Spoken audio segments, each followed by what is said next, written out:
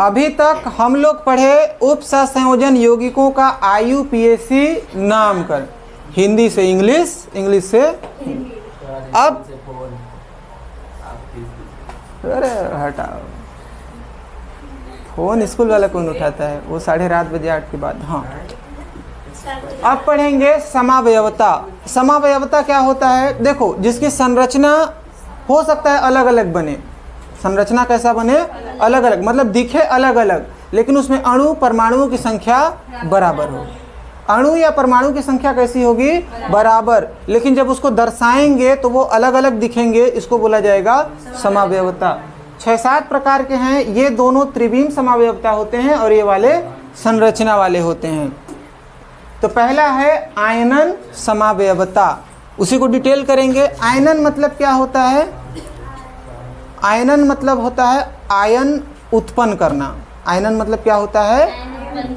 तो ये आयन से रिलेटेड होगा ना, तो इसका डेफिनेशन क्या हो जाएगा? इस प्रकार के समावयवता में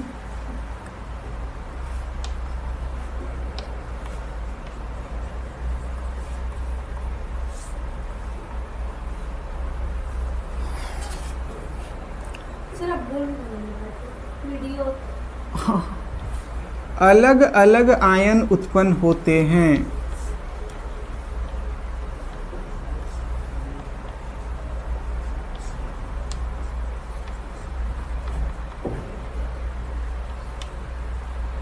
लेकिन परमाणु की संख्या बराबर होती है।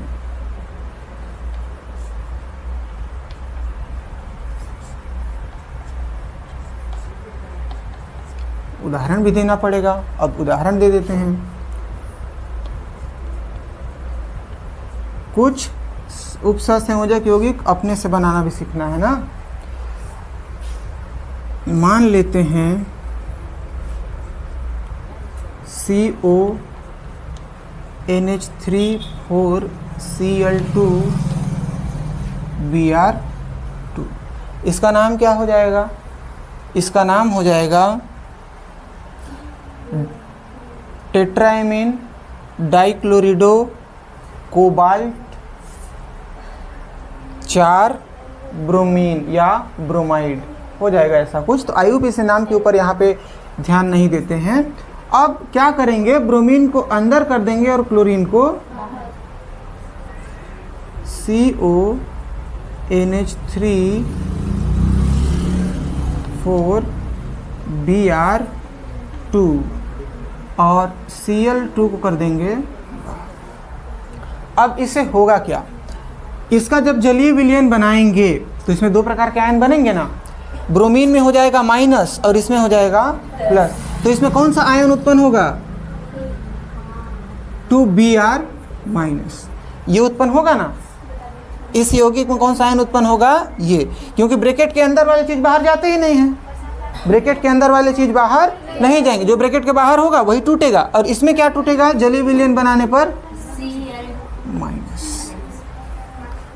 इस प्रकार के समावयवता में अलग अलग आयन उत्पन्न होते हैं, किंतु परमाणुओं की संख्या बराबर होती है। देखोगे CO एक है, दोनों में बराबर हैं। NH3 दोनों में बराबर हैं।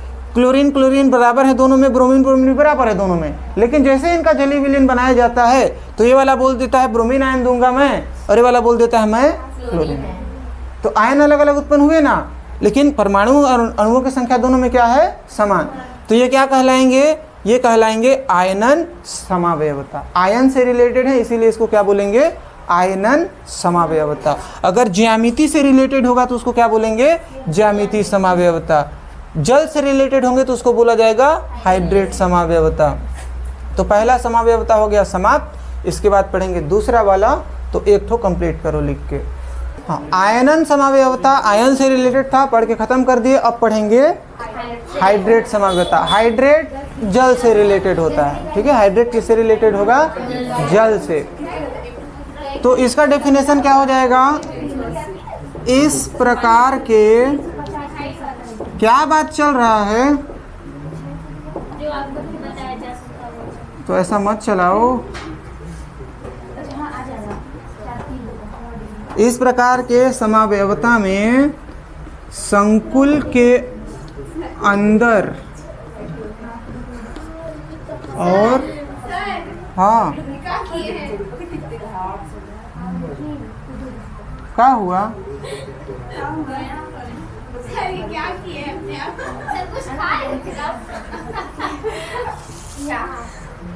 संकुल के अंदर और संकुल के बाहर। देखो किरण, इमेज के हिसाब से धमकी दो।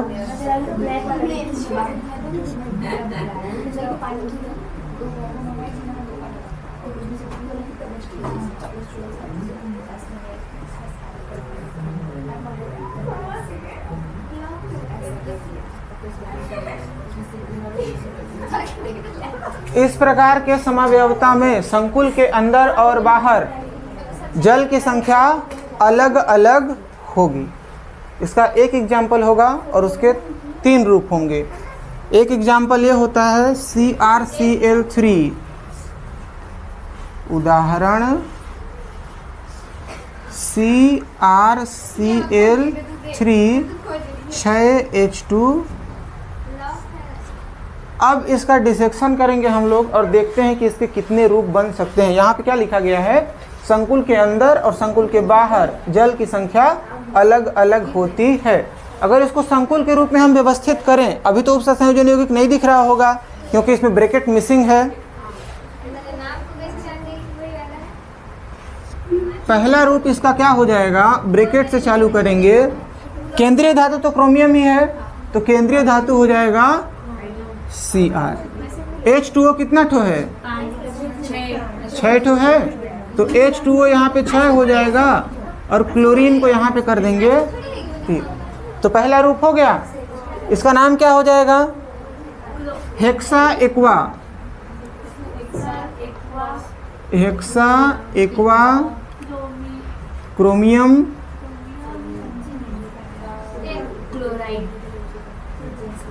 इसके बाद आ जाएगा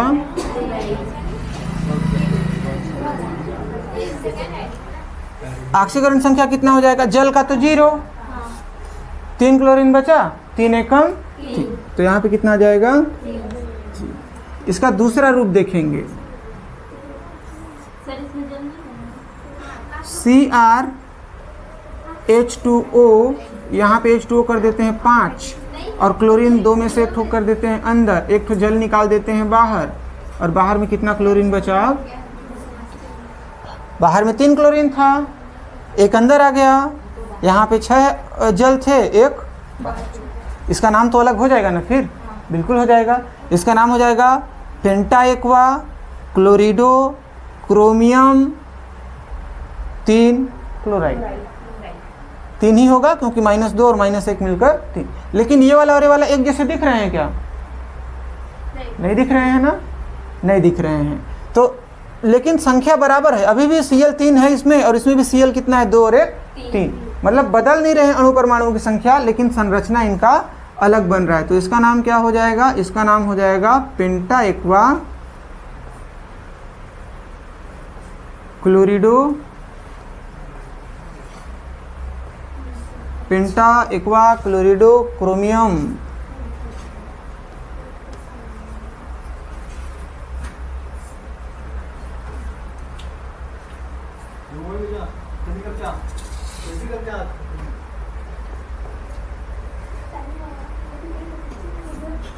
एक्वा क्लोराइड।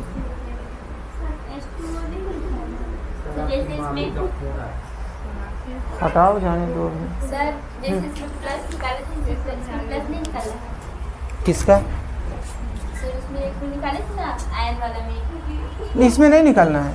इसमें जल की संख्या बतानी है कि ब्रैकेट के अंदर और ब्रैकेट के बाहर जल कितना है। 2 रूप हो गए। अब इसका एक और रूप देखेंगे।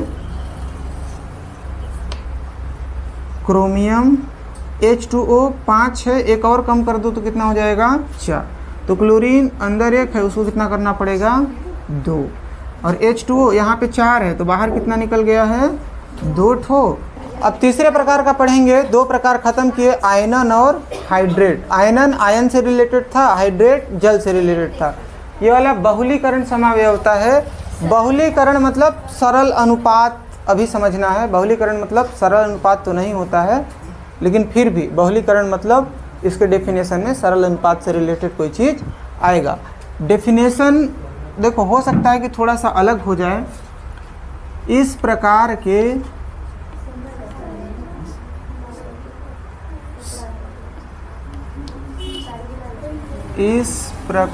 के समावयवता में मूलानुपाती सूत्र सेम रहता है। बोले ना, हाँ,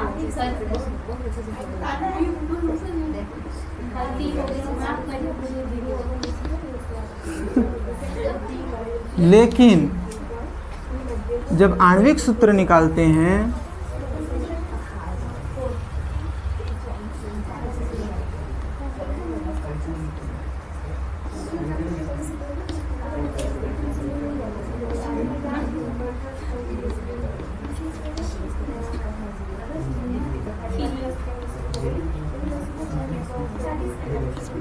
हाँ, इसमें क्या हो जाएगा, इस प्रकार का जो यौगिक बना हुआ है ना, इसमें मूलानुपाती सूत्र समान होगा, लेकिन जब अणुसूत्र निकालेंगे तो अणुसूत्र में जो परमाणु आएंगे ना, उनका अनुपात एक सरल अनुपात होगा।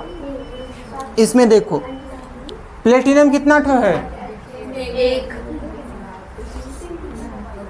पहले वाले में प्लेटिनम अनुपात एमीन अनुपात क्लोरीन निकालते हैं ना।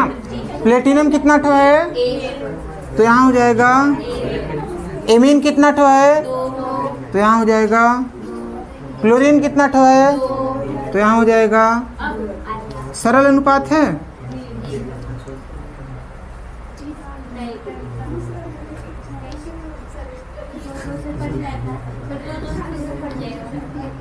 ये इसके पास जाएगा ही नहीं तो कैसे कटेगा। ये दो अपने अलावा किसी और से कटेगा तो सरल अनुपात। दूसरा, इसके बारे में देखो, टोटल प्लेटिनम कितने हैं,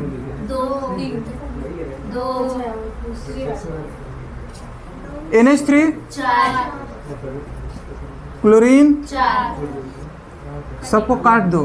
काटने तो जानते होगे, 12वीं पहुंच गए हो। किरण बहुत अच्छा काटती है। हाँ किरण, मैं सुना था, कौन तो बताए थे। बोली थी। 2 और 2 से कट सुने नहीं थे, आप बोले थे क्या? नहीं, फिर भी 11वीं में काटी हो ना तुम। नहीं काटी सर। 2 एकम 2 और 2 दूना 4। सब वो ही ऊपर वाला। 2 एकम 2 और 2 दूना 4। दोनों का अनुपात सेम आया, हाँ। बट्टे में 2 काटो। क्योंकि काटना था। बताओ, ये सवाल लड़की होके नहीं पूछना चाहिए। तुम लोग तो राह चलते हो गया। हाँ, इसमें जो डेफिनेशन था वो डेफिनेशन समझ किया। एग्जाम्पल, मूलानुपाती सूत्र समान होगा। देखो, मूलानुपाती सूत्र समान होने का मतलब ये है कि अगर इसको काट दिया जाए तो दोनों का अनुपात एक बराबर आएगा। दोनों को काटने के बाद अनुपात क्या आएगा, बराबर। तो यही बात है कि मूलानुपाती सूत्र समान हो गया, लेकिन अणु सूत्र में परमाणु एक सरल अनुपात में होते हैं। तो ये वाला अणु सूत्र है, इसमें परमाणु एक सरल अनुपात में हैं। अगर 2 के बाद 2.5 हो जाता, यहाँ पे 1 होता, यहाँ पे 2 होता, यहाँ पे 2.5, तो सरल अनुपात नहीं होता, क्योंकि दशमलव लगाने के बाद संदिग्ध अंक चालू हो जाते हैं। तो 3 प्रकार के समावयवता हुए समाप्त। चौथा, 5वां, 6वां, 7वां कल समाप्त हो जाएंगे। आज का क्लास हुआ खत्म। बंद करो इसको।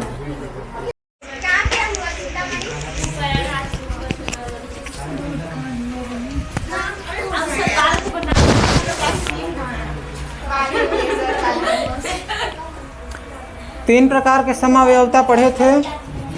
पहला था आयनन, आयन से रिलेटेड था। दूसरा था हाइड्रेट, जल से रिलेटेड था। तीसरा था बहुलीकरण, सरल अनुपात से रिलेटेड था। अब है उप सहसंयोजी समावयवता। देखो, उप सहसंयोजी समावयवता नॉर्मली होता क्या है, कोई भी एक लिगेंड लेंगे, लिगेंड नहीं पूरा संख्या लेंगे, उप सहसंयोजन संख्या से रिलेटेड होगा। देखो, जब संकुल आयनिक होता है, हाँ परिभाषा है, जब संकुल आयनिक होता है तब उसके लिगेंड यदि समान मात्रा में होते हैं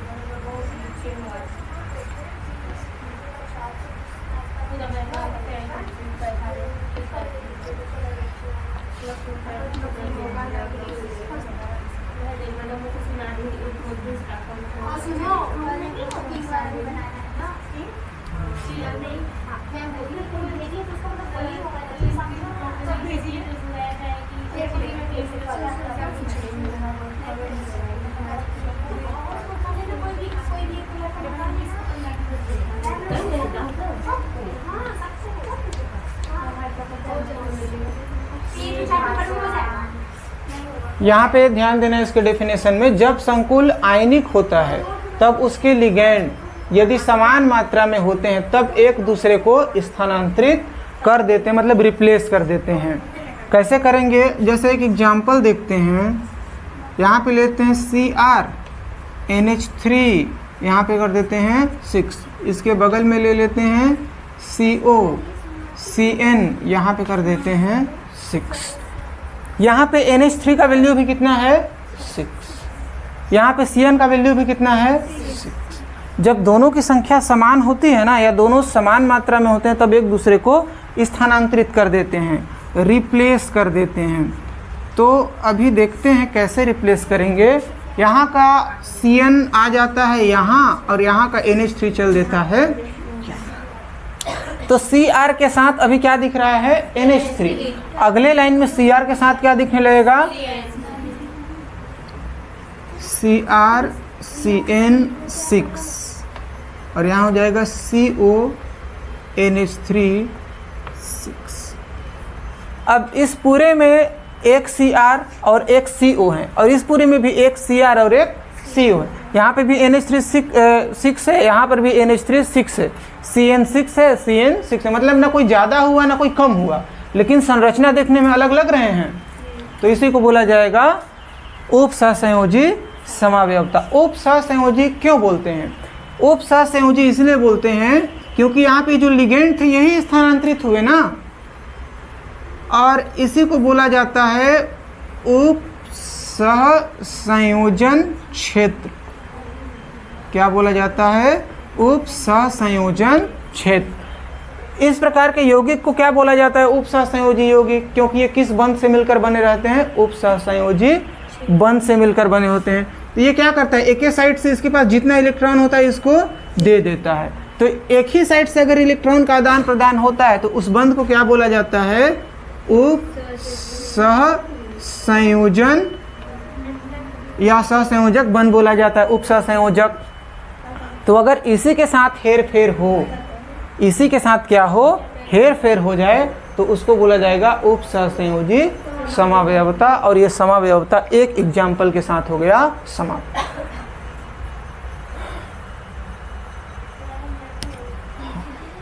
अब 5वें नंबर पे पढ़ेंगे बंधनी समावयवता या लिंकेज समावयवता।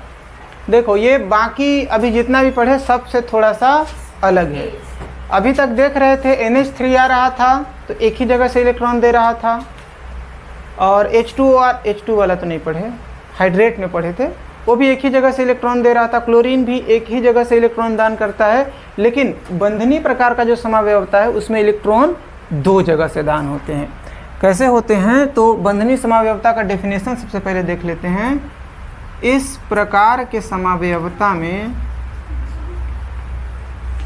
इस प्रकार के समावयवता में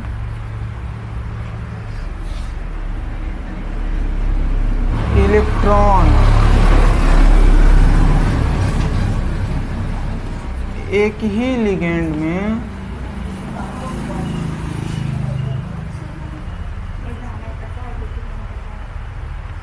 दो जगह से स्थानांतरित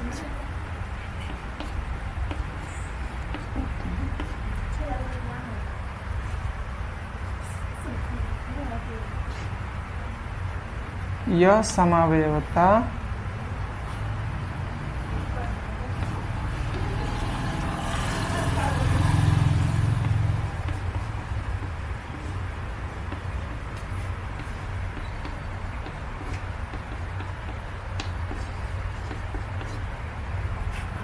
यह समावयवता द्विदंतुर लिगेंड में पाया जाएगा।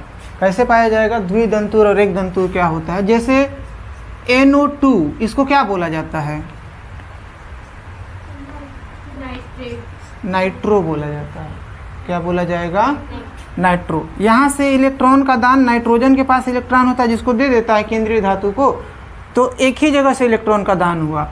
लेकिन इसी को अगर तोड़ मरोड़ दिया जाए तो ऐसा कर दिया जाए ONO, इसमें भी 2 ऑक्सीजन, इसमें भी 2 ऑक्सीजन, है ना। लेकिन यहाँ तो नाइट्रोजन के पास से इलेक्ट्रॉन दान होगा, लेकिन ये जो ऑक्सीजन है ना उसके पास से भी इलेक्ट्रॉन का दान किया जा सकता है। यहाँ वाला नाइट्रोजन नहीं देता है, लेकिन यहाँ वाला ऑक्सीजन नहीं देता, लेकिन यहाँ वाला ऑक्सीजन देता है। और इसका नाम क्या होता है? नाइट्रीटो। नाइट्रीटो। तो ये नाइट्रो हो गया, नाइट्रीटो हो गया। यहाँ पे इलेक्ट्रॉन एक ही जगह से दान होता है, यहाँ पे अलग अलग जगह से दान होता है। तो देखते हैं कि इनका कैसे प्रकार का मतलब उदाहरण इनका कैसा हो जाएगा। तो उदाहरण में क्या हो जाएगा? CONO2 यहाँ पे कर CONH3 कर लेते हैं 5 और यहाँ पे कर लेते हैं NO2। इसके बाद ऑक्सीजन को अब अलग अलग कर देते हैं। तो इसका समावयवता CONH3 6ONO। अब इसमें क्या फ़र्क है दोनों में? NH3 5 यहाँ भी है, NH3 5 यहाँ भी है, CO यहाँ भी एक ठो, CO यहाँ भी एक ठो। Nitrogen 1 oxygen 2, nitrogen 1 oxygen 2। दोनों में अंतर क्या आया? दोनों में अंतर ये है कि ये वाला ऑक्सीजन जब ये वाला इलेक्ट्रॉन दान करेगा ना तो नाइट्रोजन करेगा, और यहाँ से नाइट्रोजन के साथ साथ ये वाला ऑक्सीजन भी इलेक्ट्रॉन का दान करता है। तो दोनों में अंतर यही आया। इसी को बोला जाता है लिंकेज समावयवता। मतलब लिंकेज समावयवता उन यौगिकों में काम आएगा जिसमें इलेक्ट्रॉन दाता 2 तत्व होंगे। इलेक्ट्रॉन दाता कितने होंगे? 2 तत्व होंगे। तो उनको बोला जाएगा लिंकेज समावयवता।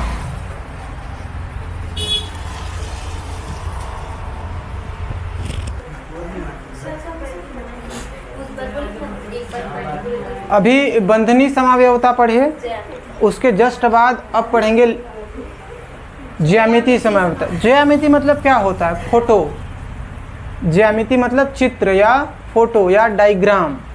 अगर डायग्राम के बेस पे किसी की समावयवता स्पष्ट हो तो उसको बोला जाएगा ज्यामिति समावयवता। तो ज्यामिति समावयवता का डेफिनेशन क्या हो जाएगा? इस प्रकार के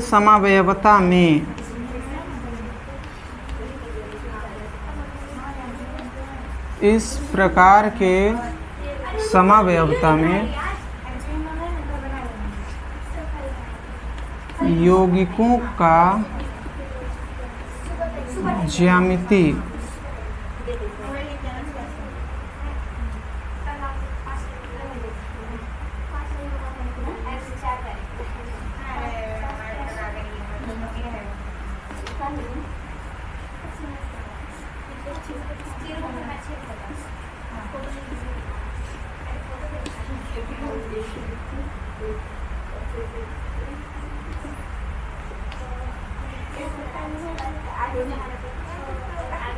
हाँ, इस प्रकार के समावयवियों में यौगिकों का जो ज्यामिति होगा वो अलग अलग बनेगा। मतलब चित्र उनका अलग अलग बनेगा, लेकिन नाम दोनों का समान होगा, सेम रहेगा। जैसे उदाहरण तो देना पड़ेगा। एक यौगिक देख लेते हैं CrNH3 और Cl2। इसका नाम क्या हो जाएगा? डाइएमीन। कुछ भी बोलती हो। डाइक्लोरिडो। तो क्लोरीन भी तो नहीं होगा ना, क्लोरिडो तो होगा। तो सर उसको तो लिखे सीआर को। तो लिख रहा हूँ क्रोमियम, इसके बाद सेकेंड, ये हो जाएगा इसका नाम। हाँ 2 निकलेगा इसका ऑक्सीकरण संख्या, यही हो जाएगा 2। अब देखो कि इसका नाम ये हो गया। इसके 2 प्रकार के ज्यामिति बनेंगे। एक ज्यामिति बनेगा, ये तो चतुष्फलकीय है, कैसे पता चलेगा? हाँ चल गया सर, चल। यहाँ पे है Cr, बीच में अब अगल बगल में दो। अब पता चला। वहाँ पे सीएल, एक NH3 यहाँ, दूसरा NH3 यहाँ, तीसरा Cl यहाँ, चौथा Cl। पहला होगा उसका। एक और इसका ज्यामिति बन सकता है। सर इसमें जगह चेंज करेंगे। हाँ इसमें जगह दिमाग लगाए भगवती। चेंज कर। उनका दिल तो यूज नहीं करता एक NH3 यहाँ, दूसरा NH3 यहाँ, एक Cl यहाँ और दूसरा Cl। एक और कैसे बनेगा? दोनों सीएल को ऊपर। हाँ सर बन जाएगा नीचे। तो दोनों Cl, तो इसको पलट दो ना, वही बात हो जाएगा। हाँ सर तो बनेगा। नहीं बनेगा, उसको नहीं बोल सकते ना, लेकिन यहाँ पे ऐसा बन सकता है। अब देखो यहाँ पे NH3 और NH3 के बीच में कितनी डिग्री का कोण है, और यहाँ पे NH3 और NH3 के बीच में कितनी डिग्री का कोण है। तो ये हुआ संरचना अलग अलग। जब समान परमाणु के बीच में कोण 90 डिग्री का हो, यहाँ भी Cl हो, यहाँ भी Cl, और कोण कितना हो 90 डिग्री, तो इस प्रकार की ज्यामिति को बोला जाता है सिस, सिस पेंसिल, सिस ज्यामिति या सिस समावयवता।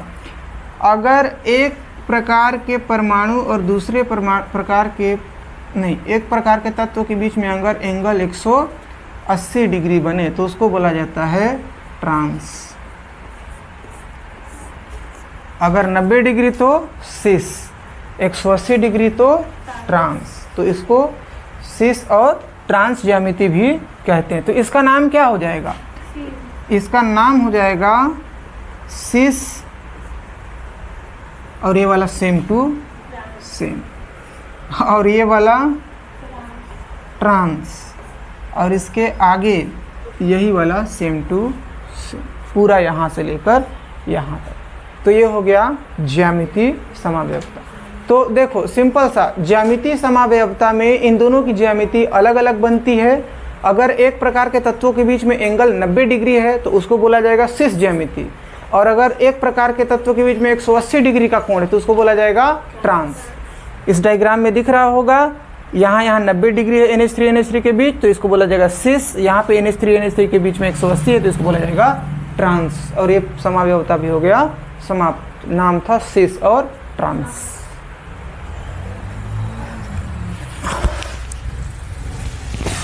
अब लास्ट समावयवता पढ़ेंगे, प्रकाशिक समावयवता। जिस संकुल यौगिक का दर्पण प्रतिबिंब बनेगा उस प्रकार के संकुल को बोल दिया जाएगा प्रकाशिक समावयवता या प्रकाशिक समावयवी। जिसका क्या बनेगा? दर्पण प्रतिबिंब। जिस संकुल का दर्पण प्रतिबिंब बनेगा, दर्पण प्रतिबिंब समझते हो? जिसका चेहरा उपड़ जाए आईना में, जिस संकुल का दर्पण प्रतिबिंब बनता है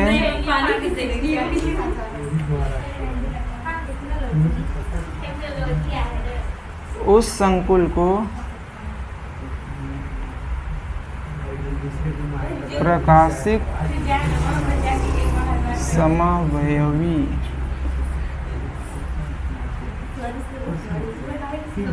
कहते हैं।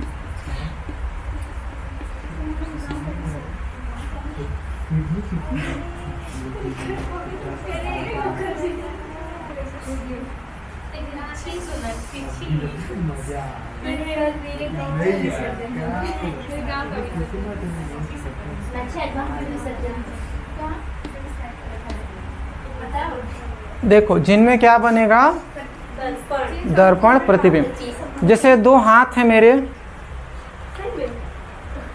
सही में क्या है ना, यहाँ पे रखा गया है दर्पण, तो इस हाथ का प्रतिबिंब कैसा बनेगा? ऐसे ही बनेगा। ये वाले का बनेगा ऐसा। तो ये वाला अगर एक संकुल है तो इस संकुल को बोल दिया जाएगा प्रकाशिक समावयवी और इस गुण को बोल दिया जाएगा प्रकाशिक समावयवता। मतलब जिस संकुल में कोई अक्ष हो, जब तक अक्ष नहीं होता है ना तब तक उसका प्रतिबिंब नहीं बनता। तो जिस संकुल में अक्ष हो और उसका दर्पण प्रतिबिंब बने, अंगूठा इधर है तो इसका अंगूठा इधर है, जितना उंगली में दूरी है उतना दूरी में ये भी उंगली है, जिसका दर्पण प्रतिबिंब बनेगा उसको क्या बोला जाएगा? प्रकाशिक समावयवता।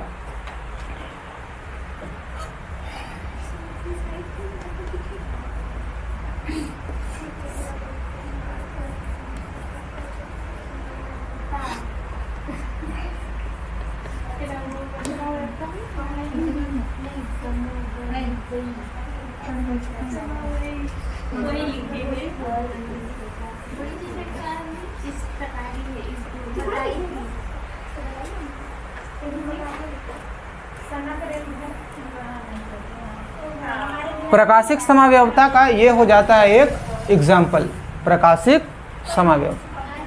इसमें केंद्रीय धातु कौन है? आर्सेनिक। आर्सेनिक है केंद्रीय धातु। आर्सेनिक को कर देते हैं यहाँ पे बीच में। इसके बाद क्या क्या बच गए? CH3, C2H5, sulphur, C6H10, COO। एक को कर देते हैं हम यहाँ, दूसरे को कर देते हैं यहाँ, तीसरे को कर देते हैं यहाँ और चौथे को कर देते हैं। CH3 को कर दिए हम लोग यहाँ, C2H5 को कर दिए यहाँ, सल्फर को कर दिए यहाँ और जो लास्ट में बच गया C6H10 COO। अब बना देते हैं बीच में एक दर्पण।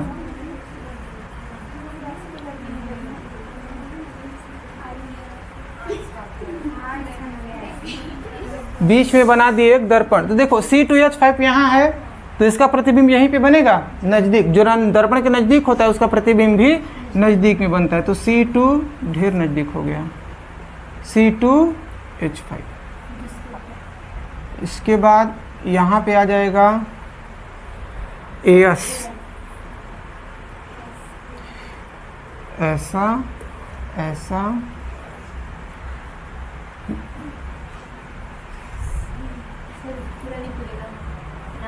नहीं पूरेगा तो लिखना तो पड़ेगा ना। C6H10 है, C6H10 COO, समझ जाओगे ना, इसी कोने के लिए है सब। ये वाला सेम ऊपर ही रहेगा CH3। ऐसा थोड़ी ना होता है कि मैं ऐना के सामने खड़ा हूँ तो पैर हाई वहाँ, ऊपर ही रहता है सिर्फ, बस सामने वाला पोर्शन सामने हो जाता है। वैसे इसके सामने ये है तो ये नज़दीक हो गया, ये दूर था तो ये दूर हो गया, ये ऊपर था तो ऊपर ही रहा, ये नीचे था तो नीचे कहाँ गया? नीचे। तो जिसका दर्पण प्रतिबिंब बनेगा, दर्पण प्रतिबिंब बनेगा उसको क्या बोल दिया जाएगा? प्रकाशिक समावयवता।